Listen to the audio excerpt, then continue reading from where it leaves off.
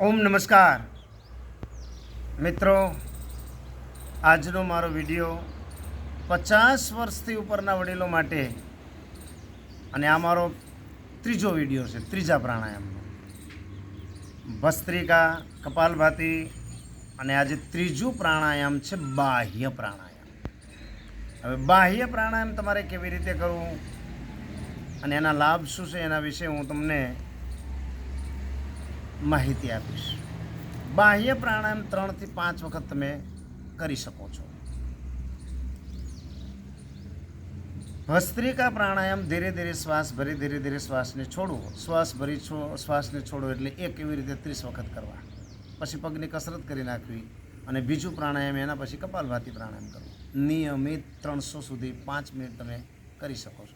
અને આ ત્રીજું પ્રાણાયામ બાહ્ય પ્રાણાયામ, ભસ્ત્રિકા, કપાલભાતિ, બાહ્ય, આ ક્રમમાં પ્રાણાયામો કરવા જરૂરી છે.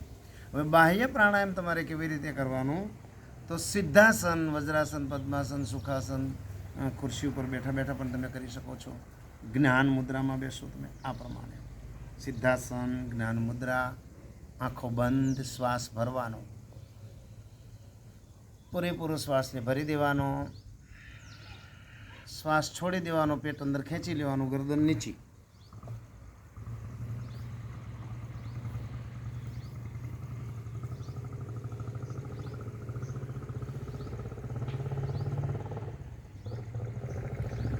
રોકી શકાય એટલો શ્વાસને રોકવાનો. અને કાઉન્ટિંગ કરો તો તમે 30 સુધી કાઉન્ટિંગ કરી શકો છો. 30 ગણો ત્યાં સુધી રોકવાનો પ્રયત્ન કરવો. અને જ્યારે બાહ્ય પ્રાણાયામ તમે શીખો ત્યારે ક્યારેય વધારે રોકવાનો પ્રયત્ન નહીં કરવાનો. શરૂઆત 10 કાઉન્ટિંગ સુધી જ રોકો, પછી ધીરે ધીરે 15, 20, 25 અને 30 સુધી કાઉન્ટિંગ કરો.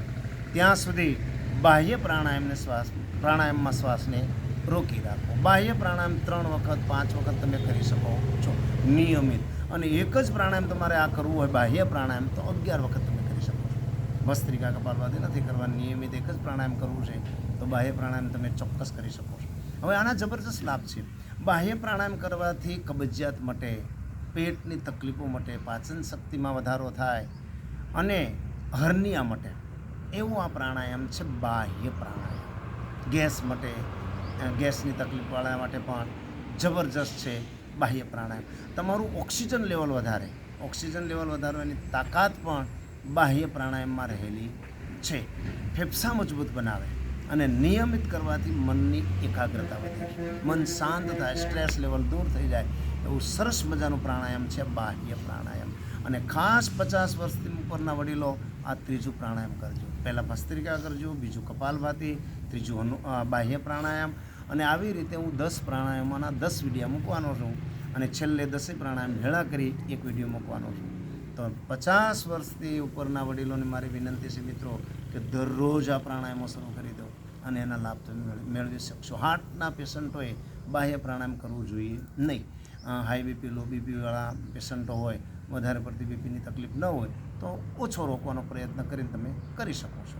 બાકી વધારે પડતી તકલીફ હોય, કોઈ પણ પ્રકારની સર્જરી કરાવેલ હોય તો એણે પણ બાહ્ય પ્રાણાયામ કરવું જોઈએ નહીં.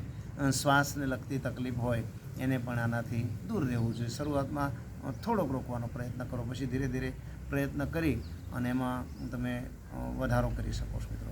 બીજું કે એક વખત એક ભાઈ મને મળેલ અને એમણે એમ કીધું કે તમારા યોગ ક્લાસમાં મારે આવવું છે, પણ યોગ ક્લાસમાં પરસેવો વળતો નથી.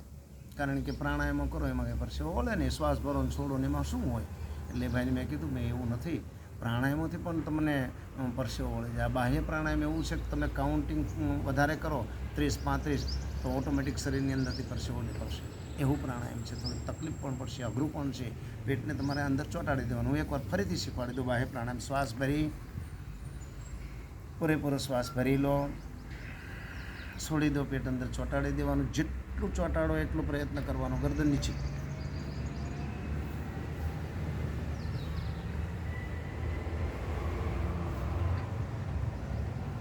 આ પ્રમાણે અને શ્વાસને રોકી રાખવાનો.